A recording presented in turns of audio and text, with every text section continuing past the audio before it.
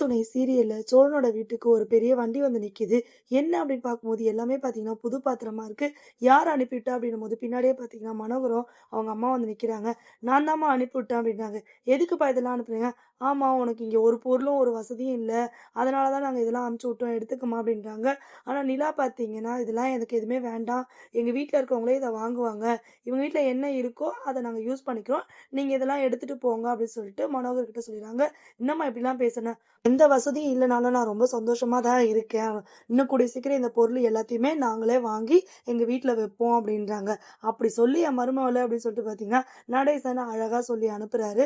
வீட்டுக்கு வந்த சோழனுக்கு வீட்ல இருக்க எல்லாருக்குமே பார்த்தீங்கன்னா, ரொம்ப பெருமையா இருக்கு நிலாவ பார்த்துட்டு.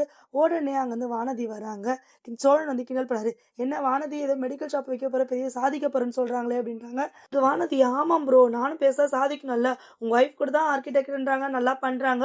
ரொம்ப பெருமையா சொல்றான் பாண்டி. கூடிய சீக்கிரம் என்னையும் பெருமையா சொல்லணும்ல அப்படின்றாங்க. ஓ! பெருமையா சொல்லணுன்றதுக்காகவே நீ மெடிக்கல் ஷாப் வைக்க போறியான்றாங்க. ஆமாம் ப்ரோ அப்படின்றாங்க. பாண்டிய தனியா கூப்பிட்டு திட்டுறாங்க. என்ன அதுக்குள்ள உன் வீட்ல வந்து எல்லாத்தையும் சொல்லிட்டியா? என்னை எப்ப பாரு உனக்கு கேவலப்படுத்துறது தான் வேலையா அப்படின்னாங்க. அப்படிலாம் வானதி ஏதாவது சண்டையான்னு கேட்டான். அதனால சோழன் கிட்ட மட்டும் சொன்னேன். அதையே அவன் எல்லாரும் எதிர்க்க வச்சு என்னை கேட்கிறாரு அப்படின்னு சொல்லிட்டு பார்த்தீங்கன்னா, கோவப்படுறாங்க. வானதி அங்கருந்து கிளம்பி போயிடுறாங்க. எல்லார்கிட்டயும் சொன்ன மாதிரி அவங்கவங்க சம்பாதிக்கிற காசு எடுத்துட்டு வந்து நிலா கையில குடுக்குறாங்க. நடேசன் இந்தாம்மா இந்த நாளைக்கு ஓட்டுன காசு அப்படின்னு சொல்லிட்டு அவருமே குடுக்குறாரு. இத வச்சுட்டு நம்ம இப்போதைக்கு ஃப்ரிட்ஜ் வாங்கிக்கலாம். எல்லாரும் குடுத்த காசுல அப்படின்னு சொல்லிட்டு புதுசா போய் பார்க்குறாங்க ஷோரூம்ல. ஒரு ஃப்ரிட்ஜ பார்க்குறாங்க. ரொம்ப புடிச்சிருக்கு. அதனால வீட்டுக்கு வந்து டைம் ஃப்ரிட்ஜ் வாங்குறாங்க.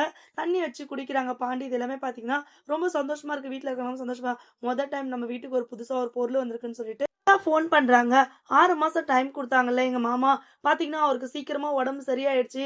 கல்யாண விஷயத்த ஏற்பாடு பண்ணணும்னு சொல்லிட்டு வீட்ல ஒரே ஒரு பிரச்சனை பண்ணிட்டு இருக்காங்க அப்படின்றாங்க. என்ன சந்தா சொல்ற அப்படின்னு சொல்லிட்டு பார்த்தீங்கன்னா, சோழன் பயங்கரமா அதிர்ச்சி